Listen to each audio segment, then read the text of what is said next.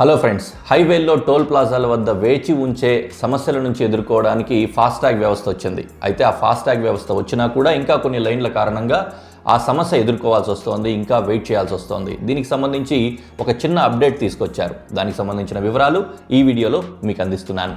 Highway ప్రయాణం ఇకపై పూర్తిగా డిజిటల్ అవుతోంది. మరి మీరు సిద్ధంగా ఉన్నారా? దానికి జాతీయ రహదారులపై టోల్ వసూళ్లను సులభతరం చేయడానికి కేంద్ర ప్రభుత్వం ministry of road transport and highways ఆధ్వర్యంలో ఫాస్టాగ్ వ్యవస్థను తీసుకొచ్చింది. ఈ విషయం మనకు తెలిసిందే. అయితే ఈ ఫాస్టాగ్ వచ్చిన తర్వాత కూడా ట్రాఫిక్ సమస్యలు పూర్తిగా తగ్గలేదు. ముఖ్యంగా క్యాష్ ద్వారా పే చేసే లైన్ల కారణంగా ఆలస్యం అవుతోందని గుర్తించారు.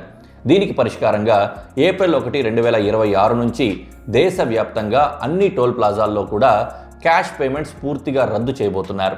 ఇకపై టోల్ చెల్లింపులు కేవలం ఫాస్టాగ్ ద్వారా మాత్రమే జరుగుతుంది. అలా కాకపోతే యూపీఐ యాప్ల ద్వారా మాత్రమే చేసుకోవచ్చు. క్యాష్ లైన్లు పూర్తిగా తొలగించబడతాయి. అందువల్ల ఇకపై ఫాస్టాగ్ లేకుండా లేదా ఫాస్టాగ్ అకౌంట్లో బ్యాలెన్స్ లేకుండా, అలా కాకుండా పనిచేయని ఫాస్టాగ్తో టోల్ గేట్ వద్దకు వెళ్తే భారీగా ఇబ్బంది పడాల్సి రావచ్చు. అందువల్ల ఫాస్టాగ్ కేవైసీలు అప్డేట్ చేసుకోండి. ప్రయాణానికి ముందే వాలెట్లో బ్యాలెన్స్ సరిపడా ఉందో లేదో చెక్ చేసుకోండి. అవసరమైతే వెంటనే రీఛార్జ్ చేసుకొని ఆ తర్వాత టోల్ ప్లాజా వద్దకు వెళ్ళండి. అత్యవసర పరిస్థితుల కోసం యూపీఐ సిద్ధంగా ఉంచుకోండి. ఇలాంటి లేటెస్ట్ అప్డేట్స్ కోసం మా ఛానల్ని సబ్స్క్రైబ్ చేయండి.